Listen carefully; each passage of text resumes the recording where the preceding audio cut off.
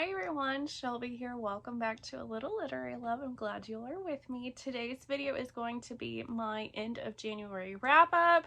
I'm so excited to be doing this video, although not as many exciting books that I read in the latter half of January. I managed to read 5 books. I'm still a little bit on like a DNFing streak, which has made me really sad. But at the same time, like, you know, I'm firmly believe if you are not enjoying a book, then you should just stop reading it and move on. And that's what I've been adhering to. I am also here. Sans makeup. I have just today, just actually like maybe like 20 minutes ago before I sat down to try to film this, because I knew I needed to get this filmed so I could give it to you all and publish it. But I just finished the newest Crescent City book by Sarah J. Maas, so I'm still like reeling from that, so I won't be talking about that in this video because I did finish it in February today, but that will be in my February mid-month wrap-up, which will come up, you know, in a few weeks. I also am making a vlog about it, so stay tuned to watch that.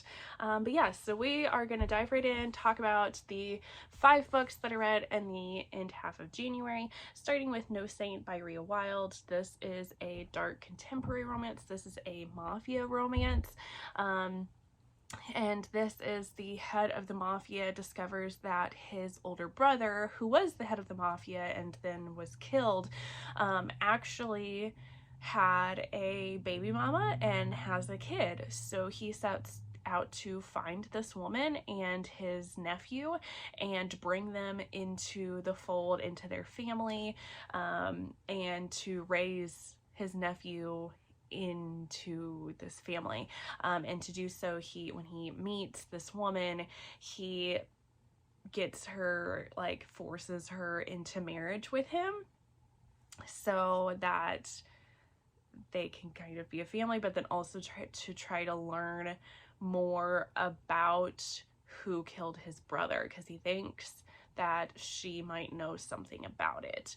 I ended up giving this 4 stars. I did really enjoy this one. I enjoyed it a little bit more than I thought it was going to be. I feel like the love story was a bit slower on this one, but I didn't mind that because I felt like it was good as like a slow buildup of the romance, because when it starts off, when he's forcing her to marry him, and she's like on the run from the mafia and these bad guys to try to protect her son and herself, because she was also abused as a kid by her stepfather, I think. So she doesn't want to be in this life, and she doesn't want her son to be in this life.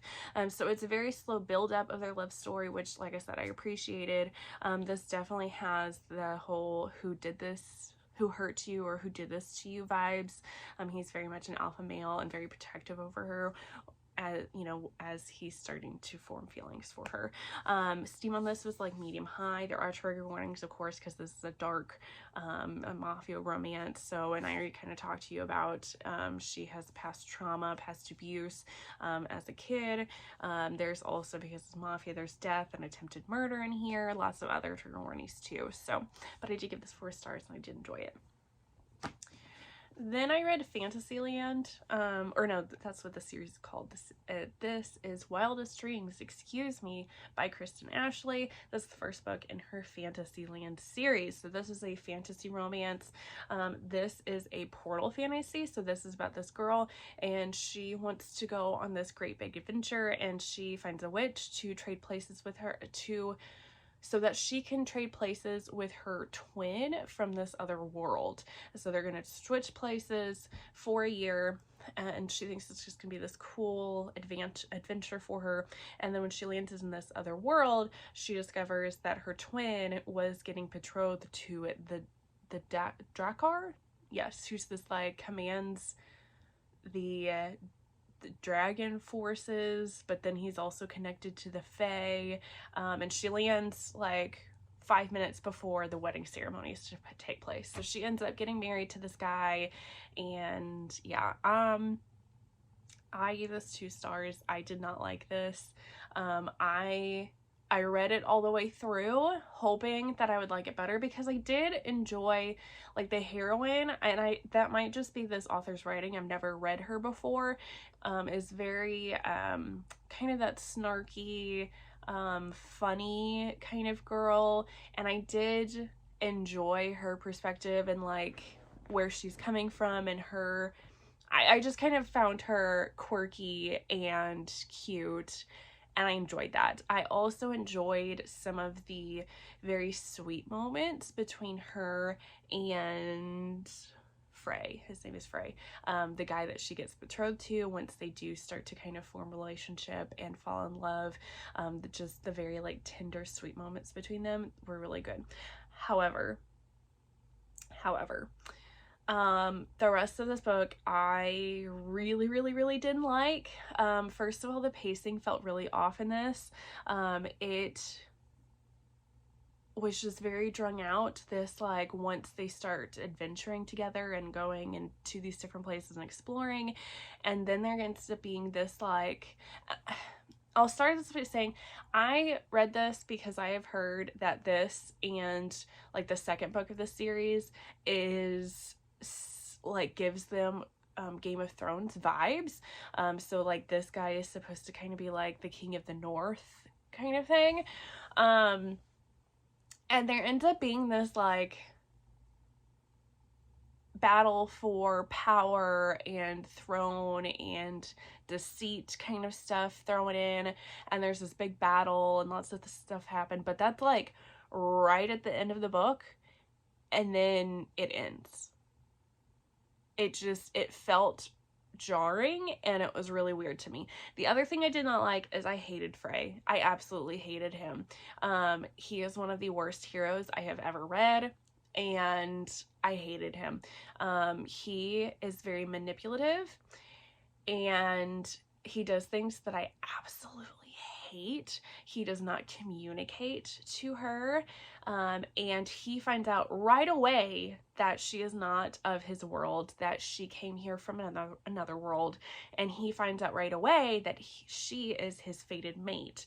And he decides that he is going to make her switch permanent without telling her that he's going to do this, and without allowing her to go back to her home world to say goodbye to her friends that she has in her home world, then to give her a choice that she would even want to stay with him. Takes that completely away from her and doesn't tell her this at all. And then to further this along, that she has to stay here, he manipulates her birth control, gives her a placebo so that then she ends up getting pregnant, to make her further have to stay with him so that she can have his baby with him. And this whole thing pissed me off to no end, and I hated it. So 2 stars. The only reason I'm not giving it 1 star is because, like I said, the other aspects of it that I did like, but no, I hated this. Steam on this was low medium too, and yeah, I am not continuing on with the series, and I don't even know that if I'm going to continue with this author. I might at some point in my heart give her another chance with some other book, but no, I can't deal with this. Okay.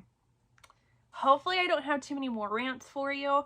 Then I read That Sick Love by Jescie Hall. This is a dark romance. This is about a girl who is in a very religious community, and she ends up getting this like somewhat position of power, sort of, but women are not typically given this position, and she is stalked by some person that wants to take down this community. And in doing so, she meets her stalker, and they form a relationship, and we see her descent into darkness, as it were. I gave this 3 stars. I enjoyed this in the beginning. Like, the beginning half of this, I enjoyed it. I liked the hero, and I use that term loosely. of this story. He is very depraved and such a dirty talker. The steam on this is very high. There's so many sex scenes in this book. So many. It's like, I would say 70% of it is sex scenes. It is a lot more than what I was expecting from this. Most of them were so good. Loved them. I did not think that we needed as many as we got in here. But what I just didn't work for me was this entire plot of this story did not make any sense to me. She's just like all alone in this house, and it's very unclear at first how old she is. I think at one point it ends up saying that she's 20, but then they discover that maybe she isn't 20, she's actually like 18. But it's very vague at first how old she was, so that kind of like put me off a little bit. But that she's living in her house with her parents and a brother, but then they're like nowhere to be seen. Nothing. And there's like maybe a few like clips of or sentences about them just like being on a trip somewhere, and I'm just like, how very convenient of you to not have that here. And I also felt like the progression of the heroine's character growth, and I also use character growth term loosely in this, it's more like I said, her descent into darkness happened very quickly and very unrealistically quickly. So I was not okay with that. It just, like I said, did not make sense to me.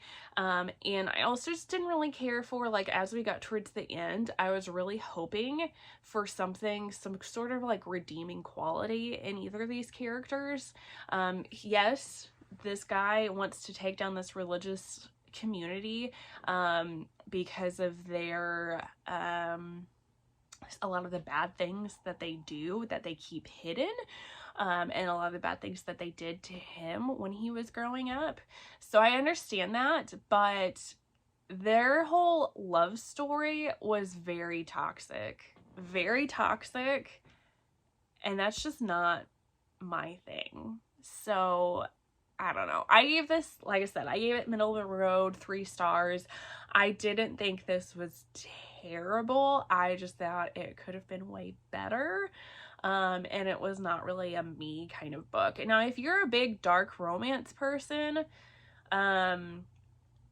you know, this might be your thing. I do like me a good dark romance, not gonna lie, but this just did not work for me. Did not work. Then I read Shattered Vows by Shain. This is another mafia romance. I'm kind of in a mafia romance mood right now. I'm also kind of in a fantasy romance mood, so I might read some more of those too. Anyway, so this is a mafia romance, but it's very light on the mafia. It's more like mafia adjacent, because the hero of the story is head of his mafia only because he killed his father, and he is working towards making all of his father's illegal businesses legal and cleaning up everything that his father did. So he has like one last business to deal with, and our heroine, her grandmother dies, and in her will, she was in business with the guy's father, and in her will she is giving her shares of this oil company. She has the majority shares of this oil company to her daughter, or to her granddaughter, excuse me, but she wants her to marry this mafia guy for protection, because she knows lots of other bad guys are going to be vying for those shares of the oil company, and for their activities or whatnot. So this ends up being like an arranged marriage of sorts, between these two characters. Like I said, this is very mafia adjacent. I was expecting more mafia stuff from this, but it was not that at all. I'm gonna give this 3 stars. I was liking this, but it got to the point, like, these two characters ended up pissing me off.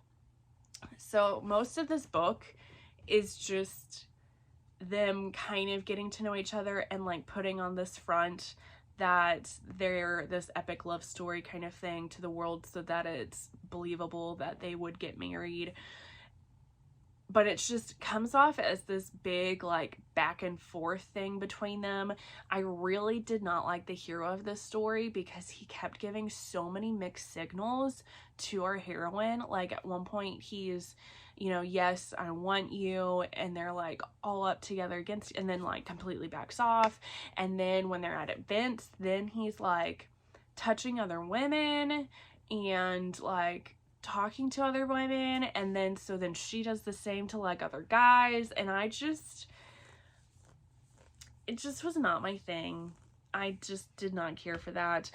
Steam on this is also a lot lower than what I was expecting from it. It was fairly low. There is a little bit of steam there, but it's not much at all. And yeah, I don't know. It's not my cup of tea. And I'm not exactly sure if I will read more Shain Rose. I might try her again at some point, but I just thought this was kind of meh. And then the last book that I read at the end of January is going to be House of Sky and Breath by Sarah J. Maas. This is the second book in the Crescent City series. I don't really have too much to say about this because I'm somebody that I really don't want to give spoilers away about anything. This kind of picks up right where the first book left off, but we're in the throes of a rebel organization. There's this girl that was like kind of like a spy, and she gets killed, but then there's a lot of people that are looking for her body. So Bryce and her ragtag team kind of get thrown into this and start to become part of this like rebel organization, and lots of stuff happened from this.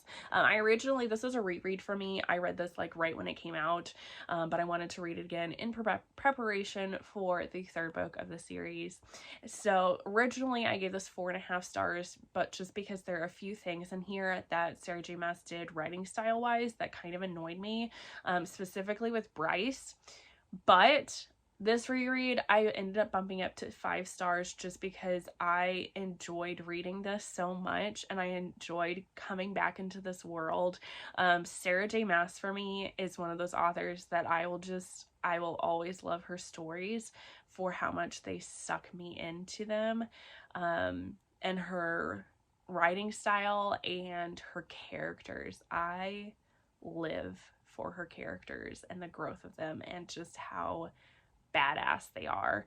And this book, especially the ending, if you don't know the ending, just blew me away, and yeah, I loved it so much. So,